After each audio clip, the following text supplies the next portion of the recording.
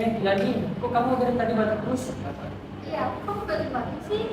Yani, nggak tahu kenapa. Udah 3 hari ini batuk aku nggak sembuh. Kamu udah minum obat? Belum, nggak tahu mau minum apa. Kemarin aku juga batuk-batuk kok. Tetapi setelah aku minum obat ini, obat alergiku jadi berkurang. Aku belinya di apotek terdekat loh, harganya murah lagi. Batuk alergi, minum Suruprome. Obat ini berkhasiat untuk mengobati gejala batuk yang disebabkan oleh alergi.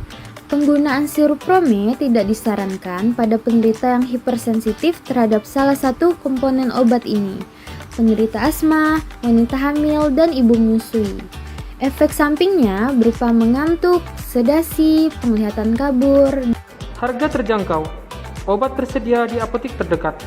Konsumsi sirup Prome sesuai anjuran dokter dan baca petunjuk yang tertera pada kemasan obat.